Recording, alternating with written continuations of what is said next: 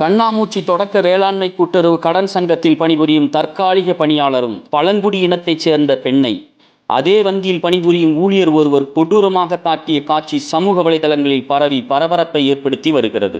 சேலம் மாவட்டம் மேட்டூர் வட்டம் கொளத்தூர் ஒன்றியம் கண்ணாமூச்சி ஊராட்சியில் அமைந்துள்ள தொடக்க வேளாண்மை கூட்டுறவு வங்கியில் உரம் விற்பனையாளர் மணிகண்டன் என்பவரும் தற்காலிக கணினி ஆபரேட்டராக பணிபுரிந்து வரும் உப்புக்கல்லூரைச் சேர்ந்த பழங்குடி பெண் தமிழ்ச்செல்விக்கும் இடையே ஏற்பட்ட நட்பு கள்ள தொடர்பாக கடந்த 3 ஆண்டுகளாக தொடர்வதாக கூறப்படுகிறது. கடந்த சில மாதங்களாக கலைச்செல்வி மணிகண்டனிடம் பேசுவதையும் பழகுவதையும் தவிர்த்து வந்ததாகவும் ஆசைக்கு இணங்க மறுத்ததாகவும் கூறப்படுகிறது. இதனால் ஆத்திரமடைந்த மணிகண்டன் கடந்த 2 மாதங்களாக அவ்வப்போது வங்கிக்குள்ளேயே அந்த பெண்ணை கொடூரமாக தாக்கி வந்துள்ளார். இந்த காட்சி வங்கியில் உள்ள கேமராவில் பதிவாகியுள்ளது.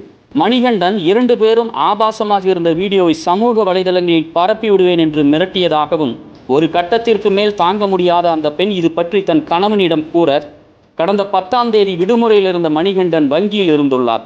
அதை அறிந்த அந்த பெண்ணின் கணவர் அவரை கண்டிக்க சென்றதாகவும் இறுதியில் இருவருக்கும் கைகலப்பாகி ஒரு கட்டத்தில் அந்த பெண்ணின் கணவரை கல்லால் அடித்தும் செருப்பை கொண்டும் அடித்துள்ளார் மணிகண்டன்.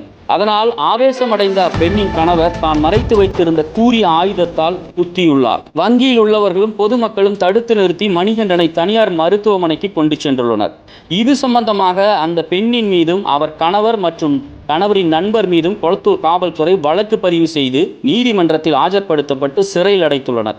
ஆனால் கொளத்தூர் காவல்துறை மணிகண்டன் மீது எந்த நடவடிக்கையும் எடுக்கவில்லை என்று ஊடகங்களும் மக்களும் கேள்வி எழுப்பி வருகின்றனர்.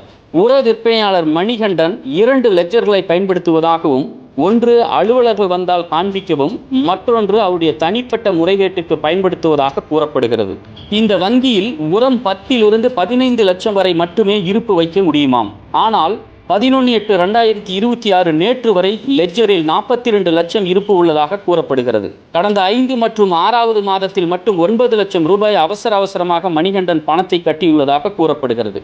தற்போது உரத்தட்டுப்பாடு இருக்கும் பட்சத்தில் இவ்வளவு இருப்பு எப்படி காட்டப்பட்டுள்ளது என்றும் லெட்ஜரை மறைத்து வைத்துள்ளதாகவும் இவருக்கு உடந்தையாக மாவட்ட அளவில் உள்ள உயர் அதிகாரிகளும் இருப்பதாக விவசாயிகள் கூறுகின்றனர்.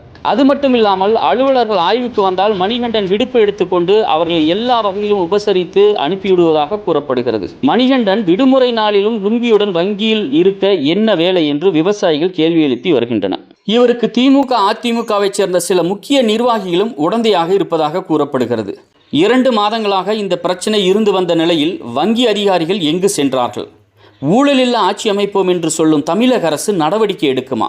மணிகண்டன் செல்வனை ஆய்வு செய்யும் பட்சத்திலும் வங்கியில் உள்ள கேமராவை ஆய்வு செய்தால் உண்மை வெளிவரும் என்று சமூக ஆர்வலர்கள் தெரிவிக்கின்றனர்.